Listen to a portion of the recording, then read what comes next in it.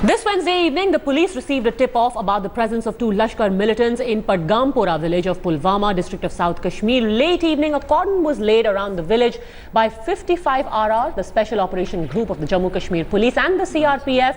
But when the security forces reached near the specific house where the militants were hiding, they were faced with stone pelting. They asked the terrorists to surrender, but soon the locals started gathering and the CRPF, the SOG and the army had to contend with stone pelting by the locals. In the face of all this, they kept trying to engage with the terrorists, convincing them to surrender. They even brought the family of one of the terrorists to speak to him. She repeatedly appealed to Shafi to put down arms, to lay down arms. However, he did not heed her call.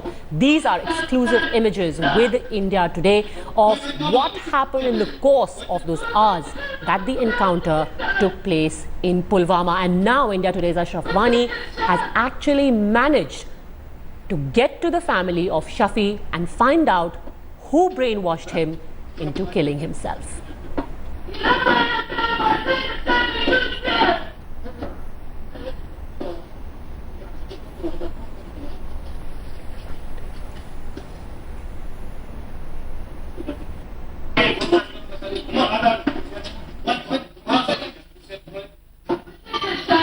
इसको 2 साल करीबन 2 साल हो गए। फिर ये बहुत देर तक मिला नहीं, घर नहीं आया है, इससे कोई मुलाकात नहीं हुई। हमने कोशिश की, मतलब बहुत जगह गए, ढूंढा इसको, कोशिश की इसको घर लाने की, मतलब मिला नहीं है कहीं पर। फिर ये एक बार घर भी आया, उस दिन भी हमने बहुत कोशिश की, लेकिन ये माना नहीं, कहा कि नहीं, इस जिंदगी से अच्छा है कि मैं वहीं ठीक हूँ।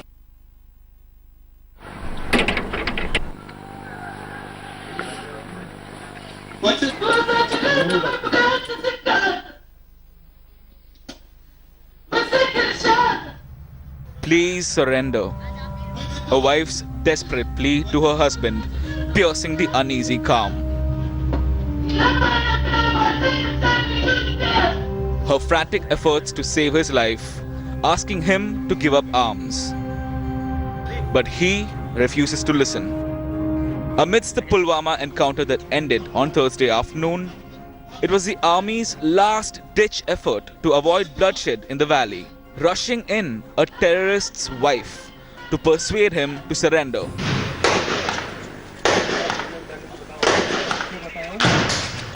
Paying no heed to this humane approach, Shafiq Sher Gujri opened fire on the security forces while holed up inside a house, leaving our braves no option but to kill the local LED terrorist.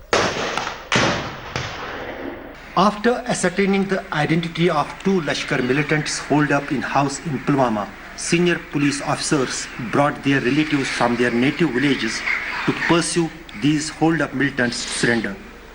Even the wife and child of Shafi was also brought in to pursue him, but he rejected all the offers and was killed with another Lashkar militant in encounter. इसको 2 साल करीबन 2 साल हो गए, मिला नहीं है कहीं पर। फिर एक बार घर भी आया, उस दिन भी हमने बहुत कोशिश की, लेकिन ये माना नहीं, कहा कि नहीं, इस जिंदगी से अच्छा है कि मैं वहीं ठीक हूँ। While on one side, security officers do everything to not let humanity die at the altar of terrorism, local militants and separatist elements are refusing to budge. Stone pelters in the valley have even gone to the extent of hijacking CRPF vehicles. Families are trying to save their loved ones, trying to get them away from the dark path of terrorism. But separatists in the valley are busy holding shutdowns instead of helping those like Dilshada, making sure that life always remains at a standstill with no way out. With Ashraf Wani in Srinagar, Bureau Report, India Today. Instead of calling for a shutdown, isn't it better to extend support to the family of this deceased terrorist? Again and again, his wife pleaded with him for the sake of his children, for his infant, to lay down his arms. But such was the level of his indoctrination that he preferred to be killed by the security forces. And even as the entire negotiation was taking place, just a few meters away, a CRPF vehicle attacked by some terror sympathizers from nearby. They gathered in large numbers, they tried to hijack the vehicle, pelted stones repeatedly at the security forces cordon, all in an effort to help the terrorists make a getaway. Watch this.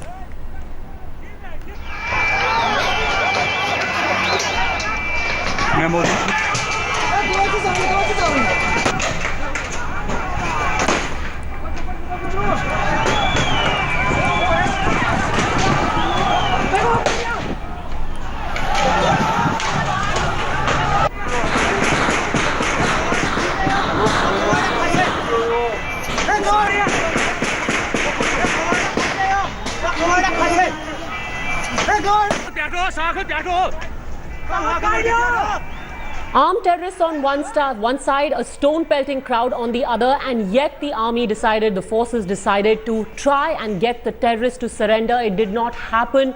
What else is the way out? We've got columnist and journalist Gauhar Gilani joining us now, along with Major General G.D. Bakshi. Gauhar Gilani, often it's been said that the army does not even attempt to let the terrorist lay down his arms or to surrender.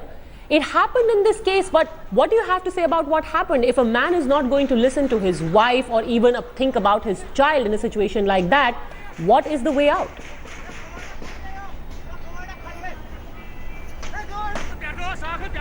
Padmaja, first of all, I want to say something about this story. I watched it, and I listened to your story and narration very carefully. And what is missing in this entire story is that 2 civilians were also killed. So once you talk about the humane face of the army, what you are missing is on the facts. That 2 civilians, one of them 15-year-old boy, Amir Aziz, was killed, another was killed. So where is the humane face? Number one. Mr. Number Gilani, two, what were the circumstances under which these civilians were in the crossfire? In 2010.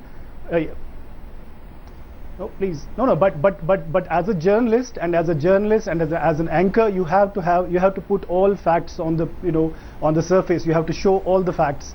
You cannot say that people are protesting, but you can hide that you also killed 2 civilians. One of them a teenaged boy. And what does that say about the Indian democracy?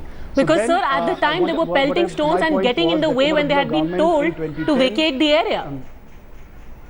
In the middle of an encounter. So they deserve to be killed. That's your point. No, I never said that, sir. I'm just also pointing out, since you said that the facts should be out there, I am also supplementing your facts with the additional facts. Okay, fair enough. What I'm saying is that there was a policy by the Umar Abdullah-led government in 2010, which is known as rehabilitation and surrender policy, that those people who have gone across the LOC were offered to come back and live a normal life. But once they come back, there's this horrible story that they have to go to the police station. The CID follows them, the police and other agencies follow them for two years or more, and then their condition is miserable. And I have spoken to many of those families who have returned via Nepal and other routes, and their condition is absolutely miserable. Number two, you have to also see that what kind of circumstances, on the one hand, the Indian Army Chief, Mr. Bipin Rawat, says that all people who are protesting will be treated as overground workers or sympathizers of militants. And then you have these civilian killings. A woman was killed the other day when there was an Mr. Gilani, encounter. I'm sorry to interrupt you once, but I'm just trying to understand the point you're making here. My question to you was simple. Here is a man who was given an opportunity to surrender. He didn't. What is the way out? Yeah, the problem is because there is a documentary evidence of custodial killings. Please let me complete my point. Sir, this was an encounter. Evidence of custodial killings in Kashmir. There was firing, like sir. Yasin Malik. And yet there was a ceasefire for a while in the time that this man's brother and wife were brought in. Yeah, that's true. I'm not saying that it was not done, but the problem is there is no faith in the government forces, then once a person is captured, there is a series of documentary evidence that of custodial killings. Even Muhammad Yasin Malik, who offered a unilateral ceasefire in 1994, is on record saying that 500 of his men were then killed after he So then, General G.D. Bakshi, it's a lose-lose situation either way. You know, there is also the human rights body. You ask a terrorist to surrender, you're still a villain. You don't ask him to surrender, you are anyway a villain. Excuse me.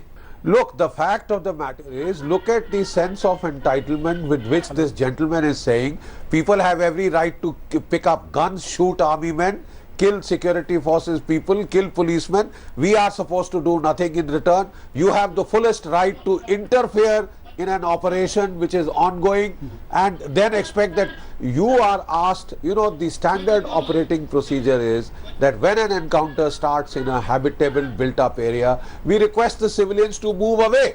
You want to come in, you want to pelt stones, you put yourself in the line of fire, you put yourself in the harm's way, and then you say, "Humko maar diya." Look, I think there is this kind of a sense of entitlement has gone a bit too far. I'm very sorry. No person in the territory of India is above the laws of India. Mr. Gilani, let me just ask you, you're seeing these visuals. You're seeing these visuals where an attempt was even made to set this vehicle afire. What, in your opinion, should be the ideal way to deal with? The ideal way to deal with this vehicle is set on fire. The policemen and the security forces should tamely get killed. Yeah, please, let I did not interrupt. The Kashmiris have a right to kill any security forces anywhere. हमने आपको interrupt नहीं किया. Please हमें बात करने दीजिए. हमें बात तो करने दीजिए साहब. Will you allow me to speak? Will you allow me to complete my sentence? I did not interrupt when you were speaking, sir. My point is that there is this anger and on the streets of Kashmir is only reflecting on one point. It is. अरे sir हम रोते नहीं है आप please मेरी बात सुन लीजिए मैं ये कह रहा हूं कि जो the anger on the street is only saying that there is a political problem it's a political dispute and it needs political engagement why are the civilians not heeding to the calls of army that you don't come on the encounter sites because there is this deep distrust and there is this even General Huda who was brilliant in saying that army is losing a battle of narrative in Kashmir. So I'm not saying it. It is your, it's an Indian Army officer who GOC 16 Corps commander. He said that we are losing a battle of narrative in Kashmir. It's not Gauhar Gilani saying. So please try to understand. It's a deeply political problem. It's a political dispute which needs a political handling because in the absence of, there is no dialogue. That's why these things are happening. If you address the root cause, the dispute, and I think these things will settle down. So you're saying that in the middle of an encounter, when there is an exchange of fire, when there is stone pelting, when a vehicle, an attempt is there to set a vehicle on fire, you are expecting people to have a political dialogue in the middle of that situation. Aren't you being a little unfair, Mr. Gilani? Oh, no, please don't misquote me. I'm not saying that. I'm saying whatever anger you are seeing from the last, since July after Burhan Wani's killing, what does that reflect? That even the Indian Army chief is threatening and giving warnings, the DGP of CRPF, police and other people are giving warnings and nothing is changing on the ground. Why? Because it's a political problem and it needs a political solution. Try to understand the context in which I'm saying. I'm not saying in this particular incident, in the context of this justifying violence and arson. I'm saying that you please see the entire uprising, civilian uprising of 2016. Wow. No, the violence is first coming from the state. How can restraint be shown only by one side? It's the response to the state violence. It's the response to the civil. No, because the state is mighty. The state is is a huge military power, huge economic power. It has a claim that it's the largest democracy. So the ball is in New Delhi's court to start a dialogue. General Bakshi, would you want to respond to that? So ultimately, it's a catch-22. You cannot have the. I certainly would.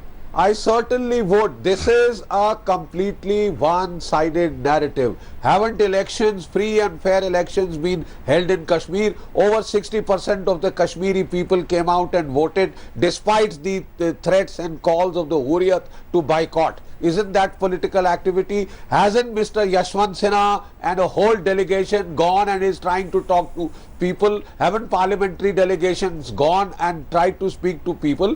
You are under the name of a political dialogue asking for secession. I'm afraid that will happen over our dead bodies. Please get that right.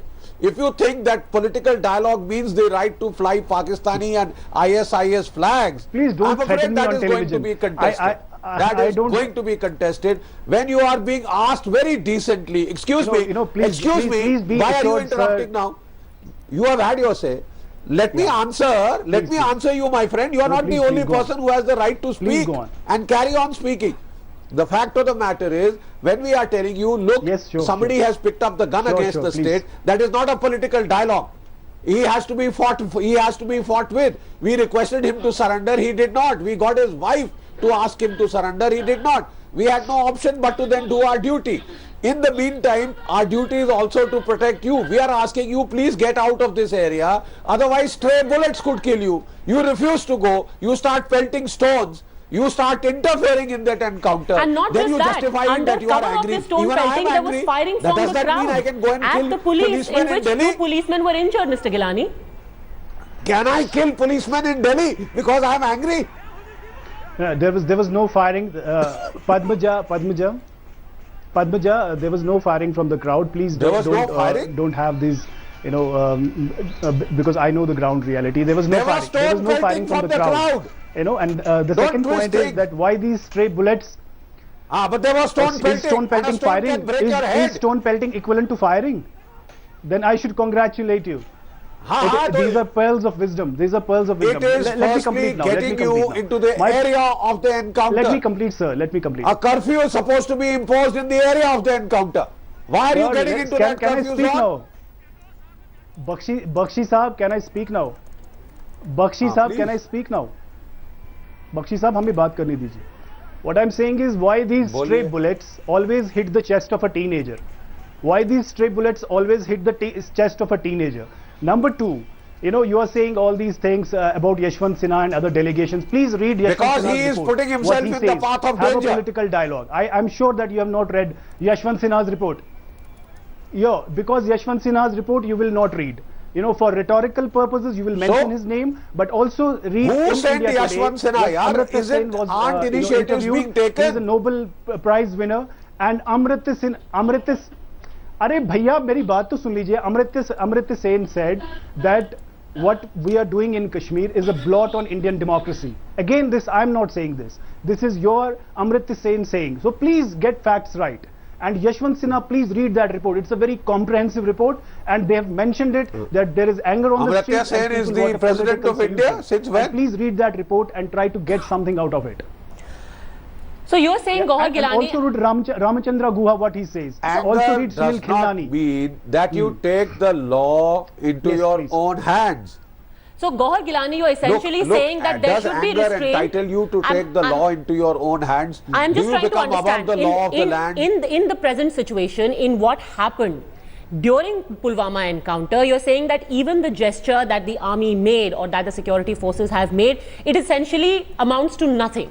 Because at the end of the day, this is a problem that you just have to live with, and any of these gestures don't matter. No, what I'm saying, in the larger context, they don't matter, because whatever you will do, the problem is that people of Kashmir want a political solution of this dispute, and that is that when you talk about one humane gesture, people will also come up with another narrative. Why did you kill a teenager? So what I'm saying is that it essentially is a political problem which needs a political dialogue, and New Delhi, Islamabad and stakeholders of Kashmiri leadership both from across the ideological divide have to find a solution, because Kashmir's young are dying, and once that anger crosses the line, I don't know, you can imagine what can happen in Kashmir. So that's my larger point. All right, Gauhar Gilani, we'll leave it at that. Thank you very much, General G.D. Bakshi, also for Excuse joining us. me. We'll leave it to the wisdom of our viewers to decide which side of the debate they are on. Completely out of time today on 8 p.m. Coming up next is India First.